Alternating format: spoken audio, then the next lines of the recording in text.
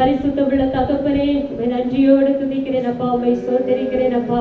கடந்த நாள் முழுவதும் உடைய பிள்ளைகளை கண்ணின் கருமணி போல பாதுகாத்து, கடந்த நாள் ஜெபத்தில் எல்லாம் கர்த்தர் பெரிய காரியங்களை செய்து, ஆண்டவரே இந்த 20வது நாளிலும் கிருபையாய் உடைய பிள்ளைகளை இந்த இடத்துல கூட்டி சேர்த்திருக்கீங்க டாடி. உள்ளத்தின் ஆழத்திலிருந்து உம்மை துதிக்கிறேன் ஆண்டவரே. அப்பா, இந்த நாளிலும் கூட என் தேவன் எனக்காக ஏதாகிலும் செய்வாரா, எனக்காக ஆண்டவர் பேசுவாரா, எனக்காக என்ன மன்னாவை கொடுக்க போகிறார் என்று சொல்லி உம்முடைய சமூகத்திலே தாகத்தோடு வாஞ்சையோடு விருப்பத்தோடு வந்திருக்கிற ஒவ்வொரு பிள்ளைகளையும் அப்பாவுடைய கரத்துல கொடுக்கிறேன் டாடி. அப்பா, அந்த வார்த்தை பகுதியில ஆண்டவரே ஒரு வார்த்தை கூட ஆண்டவரே சுயம் இதுல வெளிப்படக்கூடாது ஆண்டவரே. பேசுகிறவர் நீங்கள் அல்ல, பரிசுத்த ஆவியானவரே உங்களோடு கூட இருந்து பேசுகிறார் என்று வாக்கு கொடுத்தீங்களே டாடி.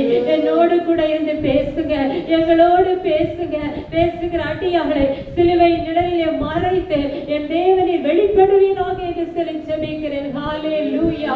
வார்த்தைகளை தடை செய்கிறதான இப்பிரபஞ்சத்தில் லோகாதிபதிகளை, வானமண்டலத்தில் பொல்லாத ஆவிகளின் சேனைகளை நசரேயனாகிய இயேசுவின் நாமத்தினால ஒரு விசை கட்டிந்து ஸ்தாபித்து அப்புறப்படுத்தி செய்யப்பட்டுக்கிறேன். ஹல்லேலூயா.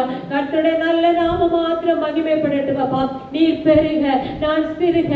அப்பா, சிலுவை நிழலிலே மறைத்து நான் ஒப்புக் கொடுக்கிறேன். வந்திருக்கிற ஒவ்வொரு ஜனங்களையும் உங்களுடைய கரத்திலே தாங்கிக் கொள்ளுங்க, ஏந்தி கொள்ளுங்க, சுமந்து கொள்ளுங்க அப்பா. வந்தவண்ணம் அல்ல டாடி, உங்களுடைய வார்த்தைகளை பெற்று சந்தோஷமாய் சமாதானமாய் விடுதலையோடு ஆண்டவர் நிறைவோடு கடந்து செல்ல கர்த்தர் கிருபை கொடுப்பீராக என்று சொல்லி ஜெபிக்கிறேன் அப்பா. எங்கள் ஒவ்வொருவரின் கிருபைக்குள்ளே தாழ்த்தி தருகிறேன். நீரே பொறுப்படும் ஆளுகை செய்யும் இரட்சகர் மீட்பருமாகிய இயேசுவின் நாமத்திலே இவைகளை வேண்டுகிறேன். ஜெபங்களும் ஜீவனுள்ள பிதாவே.